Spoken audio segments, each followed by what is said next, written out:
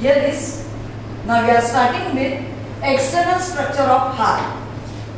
But here, as in 12th standard we are studying human biology. So this is the external structure of human heart. Externally, when the heart is observed, these are the two views. This is the ventral view of the heart. This is the dorsal view. Mammalian heart is perfectly four-chambered heart. It consists of four chambers as the human heart is four-chambered with the two superior chambers are called atria. See here, these two are called as atria. This atria is also called as auricle because it resembles to the pinna of dog. The ear, these lobes, this pinna in the dog is called as auricle. So this atria resemble the same as that of the auricle, and hence either they are called as atria or auricle, and the lower chambers are called as ventricle. But as heart is perfectly four-chambered, it consists of right half and left half, out of which the upper chambers are superior chambers called as atria, and the inferior chambers are called as ventricles. Atria are thin walled. The superior chambers are the receiving chambers. Atria are called as receiving chambers, whereas ventricles are called as distributing chambers because atria carries the blood from, see here, these are the two blood vessels as superior vena cava and inferior vena cava. Superior vena cava and inferior vena cava, both of them collect the blood from head region by superior vena cava and from the legs region from inferior vena cava, and both of them will discharge the blood in the right atria. So what it should be called as receiving chamber, and as they just have to receive the blood, they are thin walled. But this ventricle is thick walled and it is a distributing chamber because it distributes blood to different parts of the body. At the junction here, in between this atria and the ventricles, it consists of a groove. This groove is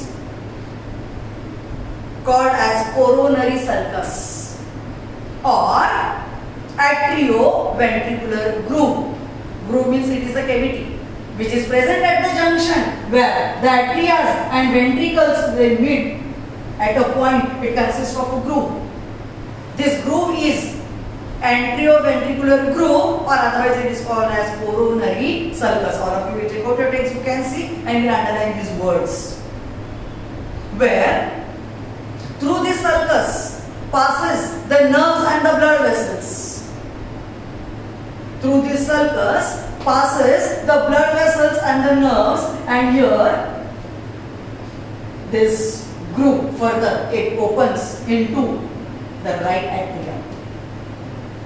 Actually, the blood vessels here are called as coronary arteries and coronary veins. As you know, coronary arteries, what they do, they collect, they provide oxygenated blood. What veins do? They collect deoxygenated blood. But here, heart distributes blood or collects. It provides blood to all parts of the body. But even heart should be supplied with blood and the nutrients. So, coronary arteries are the blood vessels which provide blood to the heart. Whereas, coronary veins are the blood vessels which will collect deoxygenated blood from the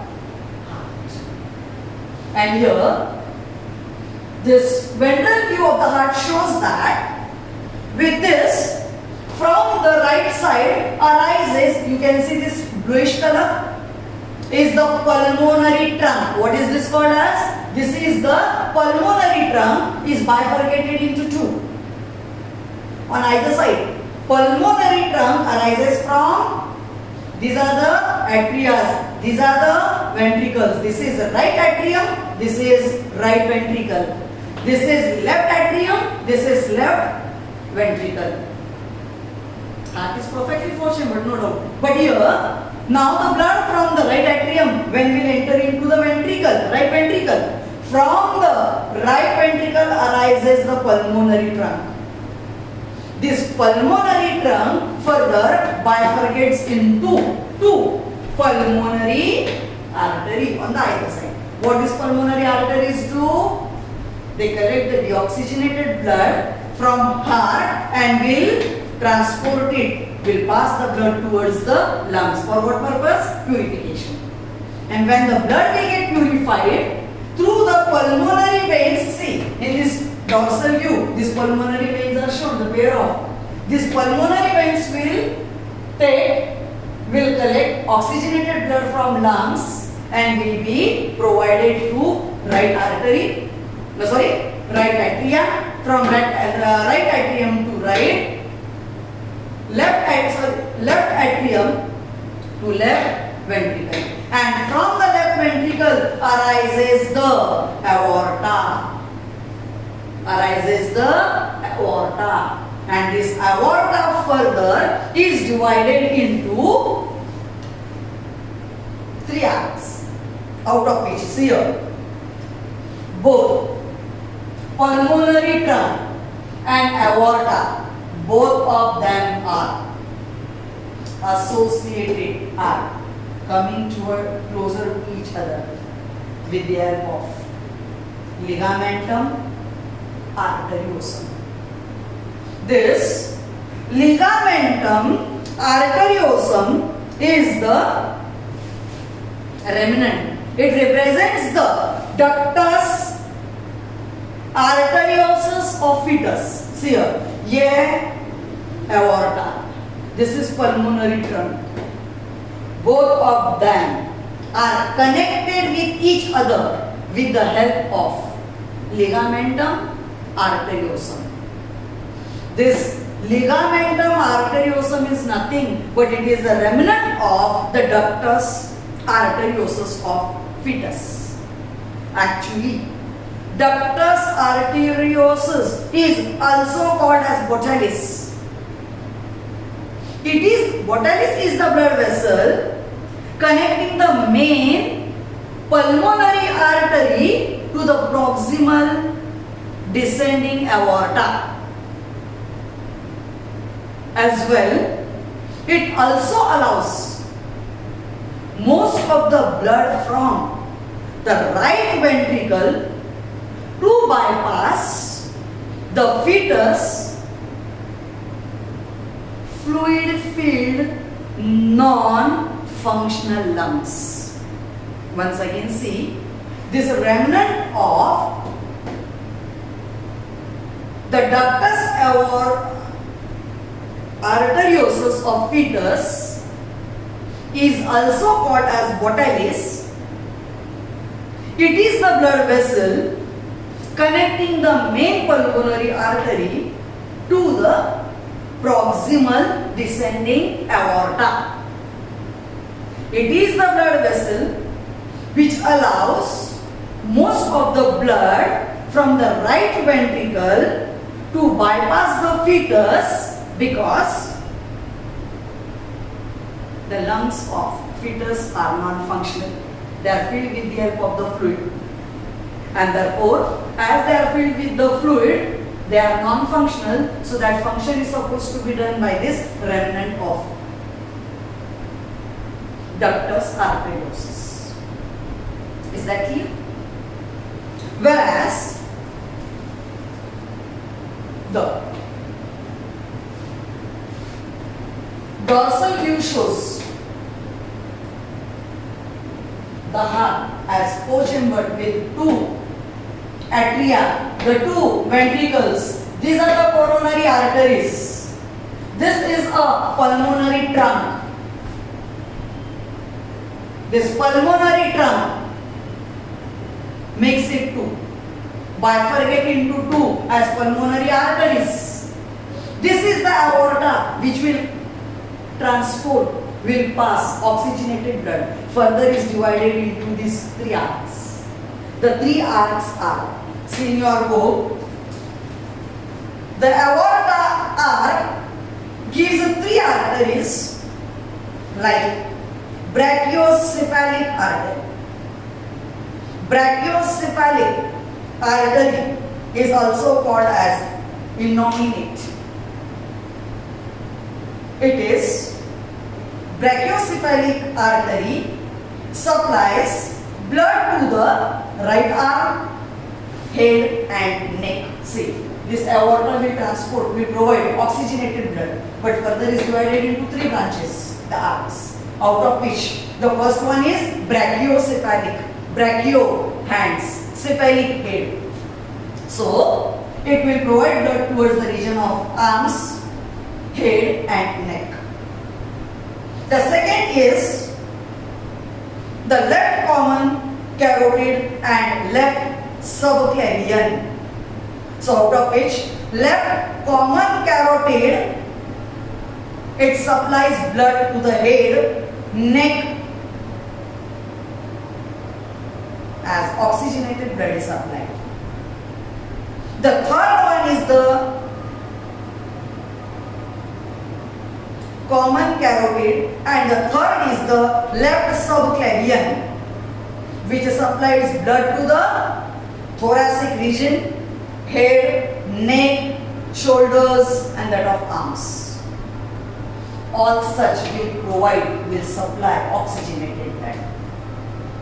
And therefore, this makes you have to understand the structure of, as external structure of heart, which shows the ventral view, the dorsal view.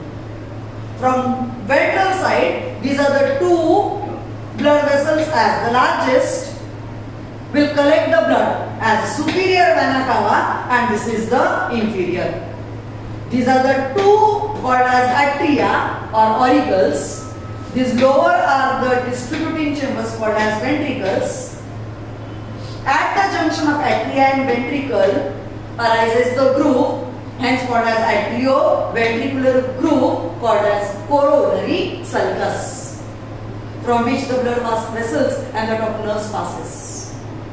And here these blood vessels will open in the right atrium. It consists of its opening in the right atrium. Whereas coronary arteries are the arteries which will provide oxygenated blood to the heart. And coronary veins will collect the oxygenated blood from the heart. And therefore, this is pulmonary trunk which arises from right side because it will collect the oxygenated blood. And from the left side, from the left ventricle arises the aorta, further divided into brachiocephalic, it is carotid, it is subclavian, as these are the three arcs of the branches. This is the dorsal view in which you will say this is the superior vena cava, here is the inferior vena cava, the arc appears triangular in shape with all these blood vessels are shown. This question as external structure, the diagram as ventral or the dorsal view will be asked for 2 marks. So, you are going to practice these diagrams. They are very simple, they are very easy to draw. I have given you all the steps to draw the diagram during your assignments were given. So, hope so. I think all of you would may have practiced the diagrams. So, in the next lecture, we will discuss the most important part. The question which may be asked for 5 marks is the very important, is the internal structure. So, internal structure, the diagram we are going to practice. the question will be asked for 5 marks, or otherwise the diagram will be asked for 3 marks.